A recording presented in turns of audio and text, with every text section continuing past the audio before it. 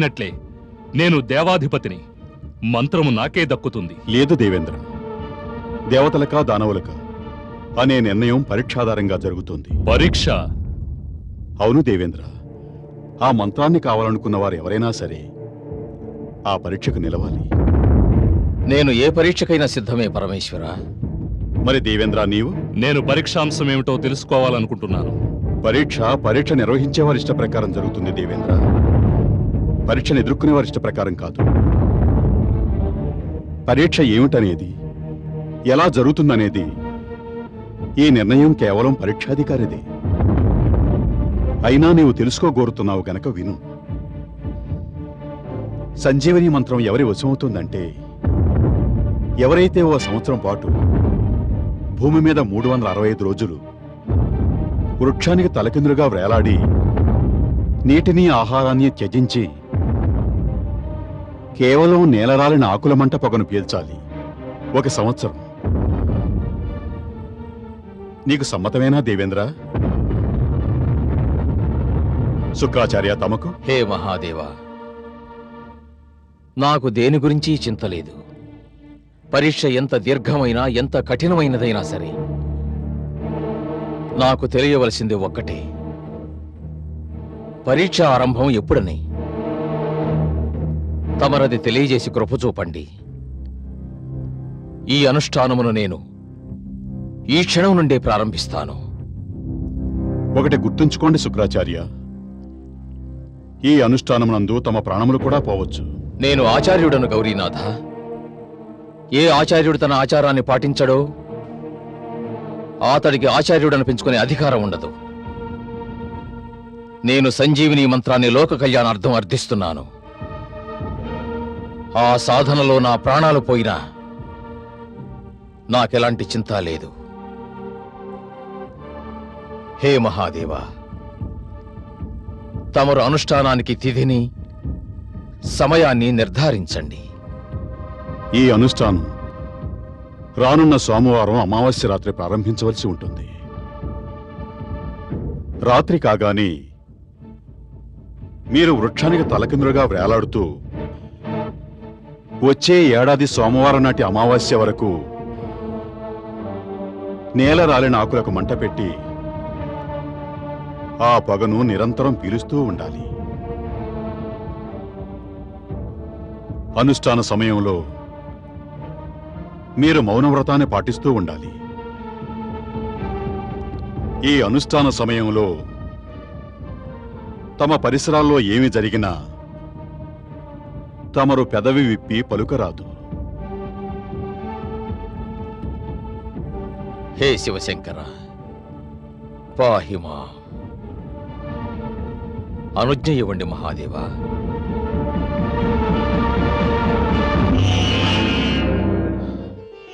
అద్భుతం, అత్యంత అద్భుతం. ఎంతటి నిష్ఠాపరుడి దైత్యగురు శుక్రాచార్యుడు! ఎంతటి సాహసం, ఎంతటి దృఢ నిశ్చయం! చూస్తూ ఉంటే నా మదిలో అమితమైన భావావేశం పొంగిపొర్లుతోంది. ఎంతో అభినందనీయం అతని సాహసం, ఎంతో అభినందనీయం. ఈ ఆచార్యుడు ప్రశంసనీయుడు. నిస్సందేహంగా అభినందనీయమే అతడి సాహసం. నిస్సంకోచంగా ప్రశంసకు యోగ్యుడే అతడు. కాని సర్వేశ్వర, ఇదెంత దౌర్భాగ్యం! అంతటి మహావిజ్ఞుడు దానవుల పక్షమైనాడు, దేవతల పక్షాన కాదు. ఇది తన విద్యకే అవమానం కాదా? అతడే పక్షాన ఉన్నాడో వారికి విద్యను ఆదరించడం కూడా తెలియదే. అది నిజమే ప్రియా. దానికి కారణం ఉన్నది. ఆ కారణమేమిటి సర్వేశ్వర? ఆచార్యుని అహంకారమా? అహంకారం. విద్యావంతుడు ఎప్పుడైతే తన విద్యస్థానంలో మరొక అంశానికి ఎక్కువ ప్రాధాన్యమిస్తాడో, అతను ఎప్పుడైతే అవమానపు ప్రతీకారాగ్నితో రగిలిపోతాడో, అప్పుడు ఆ అగ్నిలో అన్నిటికంటే ముందుగా ఆహుతైపోయేది అతని యొక్క వివేకమే. మరి తమరు దైత్య గురువు శుక్రాచార్యుని ఎందుకు ప్రశంసించారు? ప్రశంస ఎందుకు చేయకూడదు దేవి? ప్రతిభావంతుడు శత్రువైనా సరే అతడు ప్రశంసాయోగ్యుడే. అగ్ని ఎటువంటి వస్తువునైనా కాల్చి భస్మం చేస్తుంది. అంత మాత్రాన అగ్ని యొక్క పవిత్రతను మనం కాదనగలమా? కాని దేవేంద్రుడు నేడు బహు నిరాశపరిచాడు. పరీక్ష మాట వినగానే భయభ్రాంతుడయ్యాడు. అతనంతటి భీరుడు అనుకోలేదు. దేవేంద్రుడు పరీక్ష యొక్క కఠోరతకు భయపడ్డాడు మహాదేవి. ఆ దైత్య గురువు యొక్క ఉద్దేశం నిలువనీయకుండా చేసింది. అందుకే నేను చెబుతూ ఉంటాను దేవి, ప్రతి మానవుడికి జీవితంలో ఏదో ఒక లక్ష్యం తప్పకుండా ఉండి తీరాలి. దేవేంద్రుడు నందనవనంలో విహరిస్తున్నాడు. కాని శుక్రాచార్యుడు మాత్రం ఒక లక్ష్యంతో ఉన్నాడు. అయితే ఆచార్యుని ఆ లక్ష్యం వినాశకారిణి. మన దేవేంద్రుడు సమయోచితంగానే గ్రహించాడు ఈ కఠిన పరీక్షకు తట్టుకునే సామర్థ్యం తనకు లేదు అని. కాని శుక్రాచార్యునికి ఆ సామర్థ్యం లేదనుకోవటం దేవేంద్రుని భ్రమ. అతనికి శుక్రాచార్యుని అకుంఠిత దీక్ష గురించి పూర్తిగా తెలియదు. మాతా మాతా మాతా పుత్రా,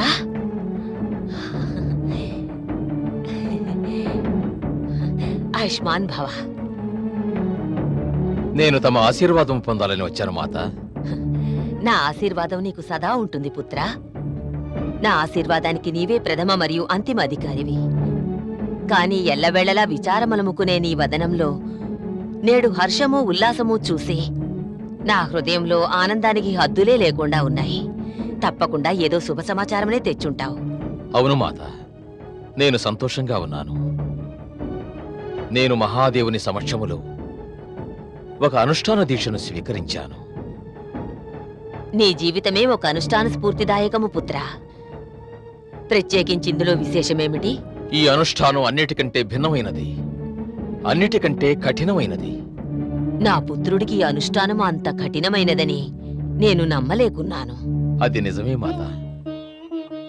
నేను ఈ సంవత్సరం సోమవారం నాటి అమావాస్య నుండి తదుపరి సంవత్సరం సోమవారం అమావాస్య వరకు వృక్షమునకు తలక్రిందులుగా ఉండి కేవలం మండే ఆకుల పొగను పీలుస్తూ ఉండాలి.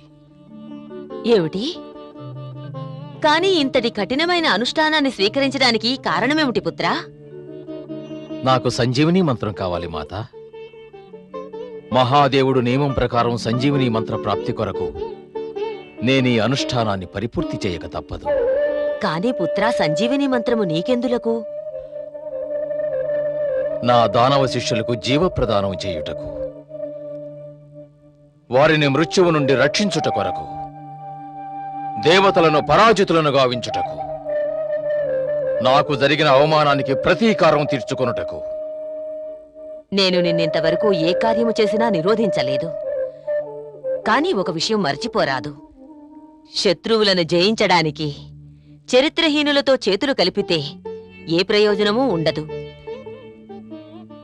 అయినా నీవు నీ శిష్యుల కళ్యాణానికే పంతం పట్టినట్టయితే నేను నీ గురుధర్మ నిర్వహణకు ఆశీస్సులందిస్తున్నాను.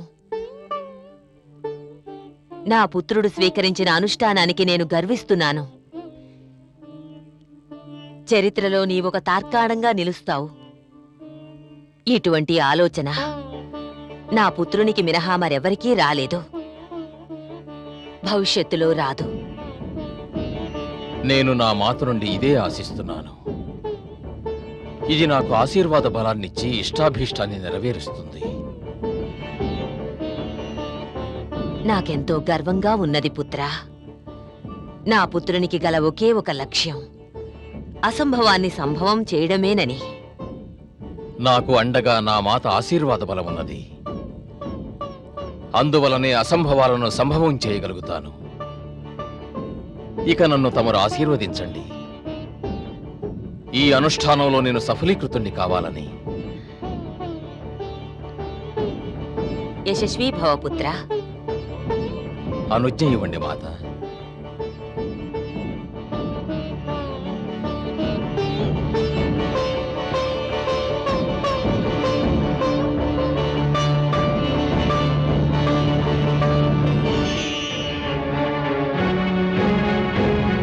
దానవ వీరులారా, మన పరమ పూజ్యులైన శుక్రాచార్యులు కేవలం మన కోసం ఒక అత్యంత కఠిన అనుష్ఠానాన్ని స్వీకరించాలని నిర్ణయించారు. మనం వారిని ఆ దీక్ష నుండి నిరోధించవలసి ఉన్నది. మనమంత స్వార్థపరులము కాము. శక్తి బలాల ప్రాప్తి కోసమై ఆ మహాజ్ఞానిని మనం బలి చేయడం అంత భావ్యం కాదు. ఈ అనుష్ఠానంలో వారి ప్రాణాలు పోతాయన్న భయం కలుగుతోంది. ఈ అనుష్ఠానాన్ని వారు స్వీకరించకుండా నిరోధిద్దాం. మనమంతా కలిసి వారి సమక్షానికి వెళ్లి ఈ అనుష్ఠానాన్ని విడనాడాలని వేడుకొనుటకు మీరందరూ తప్పకుండా కలిసి రావాలి. మేమంతా కలిసి వస్తాం. మేమంతా కలిసి వస్తాం. మేమంతా కలిసి వస్తాం. శచి, దేవి శచి, శచి, ఎక్కడున్నావు నీవు?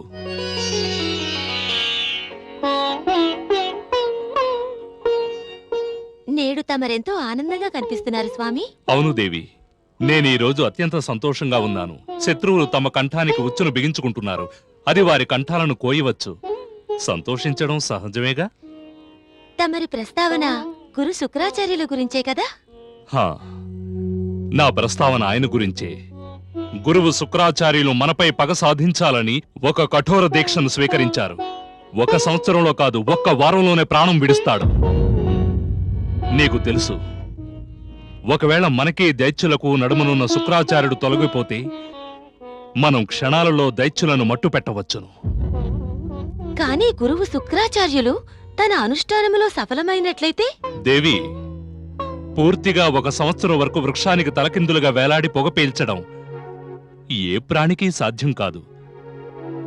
నాకు అనిపిస్తున్నది, భగవానుడు శివుడు ఈ తపస్సును సూచించినది గురువు శుక్రాచార్యునికి సంజీవిని మంత్రం ఇవ్వడం ఇష్టం లేకనేమో. గురువు శుక్రాచార్యులు ఈ తపస్సులో భంగపడతాడు. సంజీవిని మంత్రం భగవానుడు శివుని వద్దనే ఉండిపోతుంది. గంధర్వరాజా చిత్రరథ, మలయకేతు, ఆజ్ఞదేవరాజా. మీరిరువురు శీఘ్రమే అచ్చటికి వెళ్ళండి. దైత్య గురువు శుక్రాచార్యులు తన అనుష్ఠానాన్ని ఆరంభించడానికి నిర్ణయించుకున్నారు. వారి తపస్సు భంగపడినా, ప్రాణాలు పోయినా మాకు సత్వరమే తెలియపరచండి. తమ ఆజ్ఞ ప్రభు.